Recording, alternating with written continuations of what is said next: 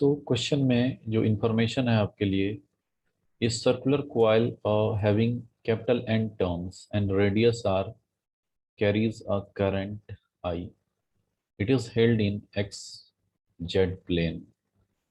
In magnetic field b I cap, magnetic field along x axis given है। तो पहले हम लोग कोशिश करेंगे कि एक सर्कुलर coil ड्रॉ करने का, और उसको एक्स जेड प्लेन में आप रखिए। तो चलिए पहले हम लोग एक्सिस ड्रॉ कर लेते हैं यहाँ पे। सो ये मान लो मेरे पास वाई एक्सिस गिवन है, this is our X axis, और जेड एक्सिस कुछ इधर होगा, जेड एक्सिस।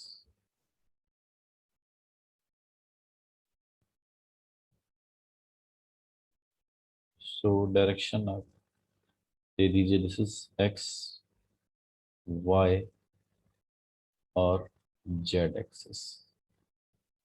क्वेश्चन में बोला जा रहा है जो सर्कुलर कॉइल है वो एक्स जेड प्लेन में लाई कर रहा है। तो मैं एक्स जेड प्लेन में सर्कुलर कॉइल को यहाँ पे रखता हूँ। ये मान लीजिए कि आप एक सर्कुलर कॉइल है और ये एक्स जेड प्लेन में, एक्स जेड प्लेन में, और करंट आई, करंट का डायरेक्शन में आई कुछ ऐसा एज्यूम कर ले रहा हूँ, इसी डायरेक्शन ऑफ करंट आई। और मैग्नेटिक फील्ड गिवन है along positive direction, this is B I cap, positive direction of X axis. तो बच्चे लोग टॉर्क आपने क्या पढ़ा है? टॉर्क हमारे पास होता है, this is M cross B, हम लोग डिफाइन करते हैं, that is M B sine theta. So now अब मैग्नेटिक मोमेंट का डायरेक्शन यहाँ पे क्या होगा? तो करंट का डायरेक्शन मैंने अपने तरफ से जूम किया, आप एंटी क्लॉक भी लेंगे तो फिर भी मैग्नेटिक फील्ड और बी परपेंडिकुलर ही आएगा। और इस करंट के डायरेक्शन में अगर राइट हैंड के फिंगर को आप कर्ल करेंगे तो थंब आपका इस डायरेक्शन में पुट करेगा, this is direction of magnetic moment, मतलब एरिया वेक्टर के डायरेक्शन, मैग्नेटिक मोमेंट के direction, this is direction of M. M equal to हम लोग क्या लिखते हैं, I into A, area vector के डायरेक्शन में, एरिया वेक्टर का डायरेक्शन करंट के डायरेक्शन में लेते हैं आप। So I into pi R square, R is a radius, zoom कर लो आप, और नंबर ऑफ टर्न्स एन है तो एन भी मल्टीप्लाई कर लीजिए, एन, और यही मेरा एम का वैल्यू हो गया। तो क्वेश्चन में रेडियस स्मॉल आर यूज कर रहा है तो हम लोग भी स्मॉल आर यूज करेंगे। अगले स्टेप में एम का वैल्यू पुट कर लीजिए, N I by R square, this is value of magnetic moment. और मैग्नेटिक फील्ड क्वेश्चन में बी गिवन है अलोंग एक्स एक्सिस, और परपेंडिकुलर मैग्नेटिक मोमेंट और बी परपेंडिकुलर है तो साइन 90 यूज करोगे।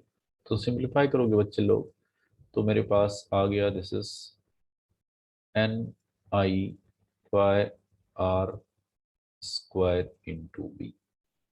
So this is torque on this coil in a magnetic field, uniform magnetic field जो along axis था।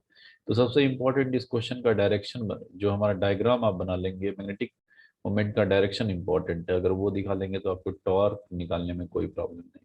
This is the value of torque. So answer की बात करूंगा तो option B is answer of this question. Okay, clear है सारे बच्चे? तो चलिए हम लोग अगले एक और क्वेश्चन पे समझते हैं। एक और क्वेश्चन क्या अवेलेबल है मेरे पास? अगर मैं क्वेश्चन की बात करूं,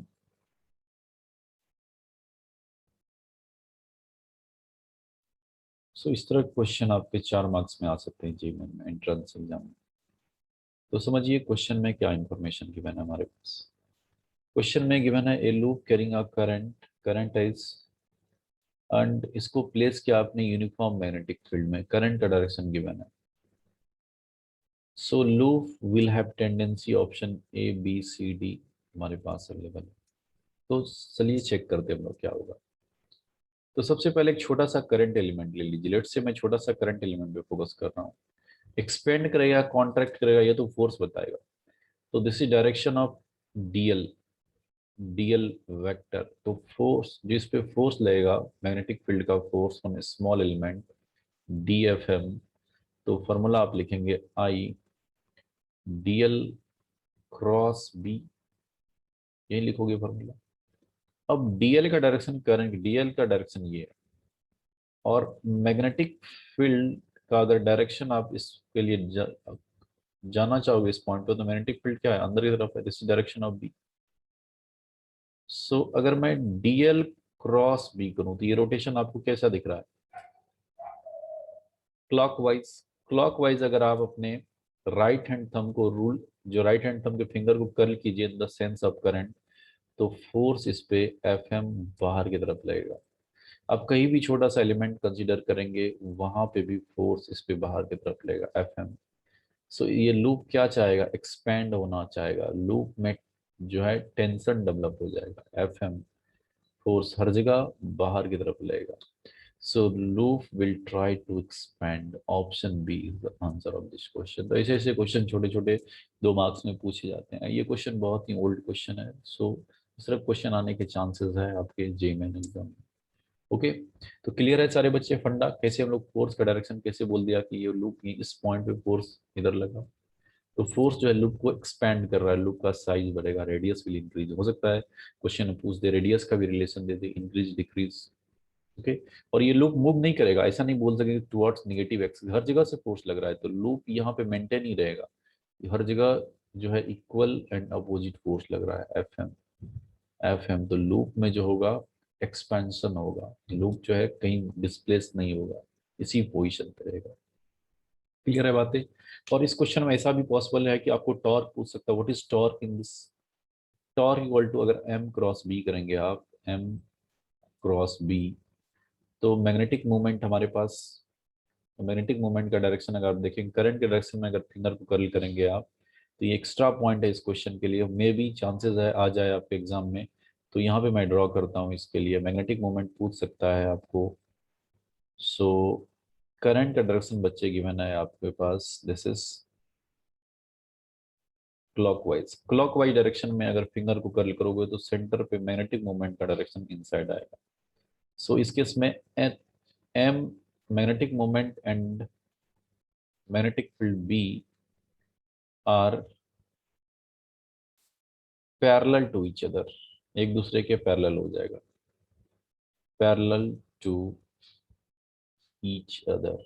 ओके, सो पैरेलल हो जाएगा तो टॉर्क निकालोगे तो एम बी साइन जीरो लिखोगे। साइन जीरो क्या होता है, sine zero is zero. So torque in this loop is zero. Torque zero का मतलब जो है लूप में फोर्स जीरो नहीं है, टॉर्क जीरो है, नेट फोर्स जीरो है। नेट फोर्स अगर पूछता, net force is zero, torque is also zero, but loop try to expand. Okay सारे बच्चे क्लियर है। तो मिलते हैं अगले लेक्चर में, बहुत सारे ऐसे कंसेप्चुअल क्वेश्चन लाएंगे, तो आप सब फॉलो करते रहिए इस क्वेश्चन को और अपने अपने क्वेश्चन लगाइए जो भी सोर्स से अवेलेबल है। Okay, thank you for watching this video.